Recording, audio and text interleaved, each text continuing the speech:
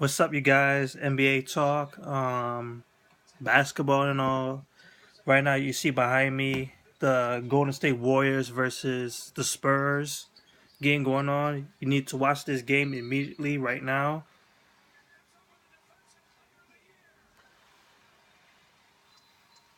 And it sounds like the Golden State Warriors are destroying the Spurs.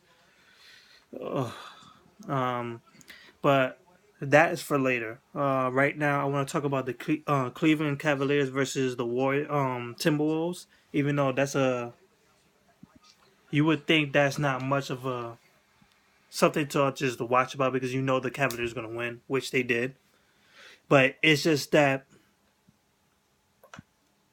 ever since they they lost to the Golden State Warriors, and I know people are probably tired of hearing this. Probably heard that from other people as well. It's just like they don't seem the same. They seem like they're pretty much exposed right now. It's like no matter what they do, any other games, that game will ever forever define them when they end up going into the NBA Finals because of that game with the Golden State Warriors where they get blown out. And I think it's as games go on, for me, it seems like more and more things I'm seeing are starting to show. Regardless of who's playing good or who's playing bad, it seems like something's off. Something I'm seeing that I didn't see before. I see like holes pretty much in the Cavaliers roster and the gameplay. And so let me just go out the game. Just do the game first. Cavaliers won 114 to 107.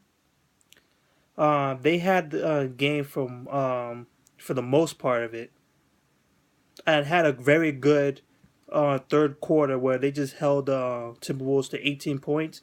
But for some reason, in the fourth quarter, the Minnesota Timberwolves just kick it up, and they just caught the Cavaliers slipping, and they build themselves all the way to a very very close game where they could have a chance to take the lead and possibly win this game. Lucky for the Cavaliers, they were able to hold it down long enough. But man, so let me look at the Timberwolves before I go to the Cavaliers. Nothing much for Tayshaun Prince. I think this is going to be probably his last year because I don't think he has anything left. And he played 29 minutes and did virtually a little bit to nothing. You have Karl Anthony Towns, the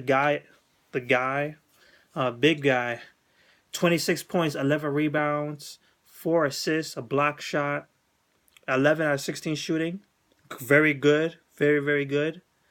Pejovic, who is slowly coming into the lineup. He just got put back into the starting lineup. Didn't do much. Only played for 12 minutes in this game. You had Andrew Wiggins putting up 20 points. This guy has been being consistent. No matter how much people say like he hasn't been evolving, but he's been consistent. I think he's probably the most consistent player on the Timberwolves team so far this season.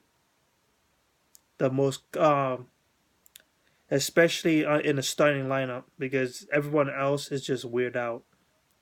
Rudio, he's good with the assists. He's averaging a lot of assists lately.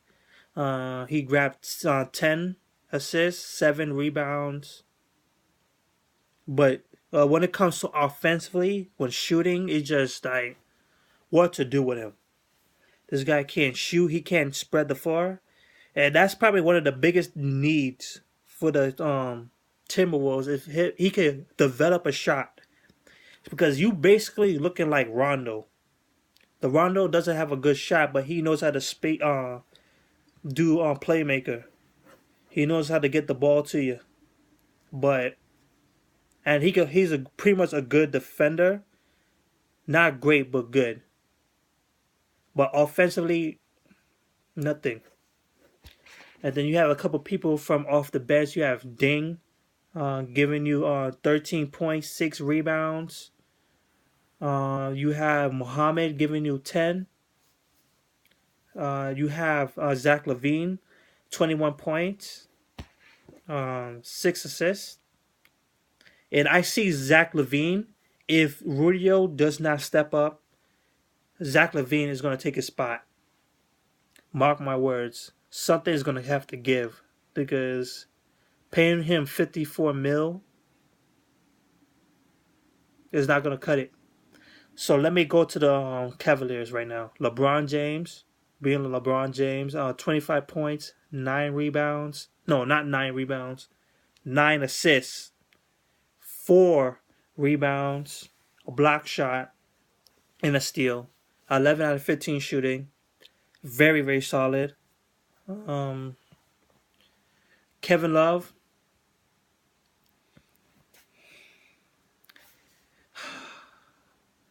Is All-Star the trading deadline is coming up soon.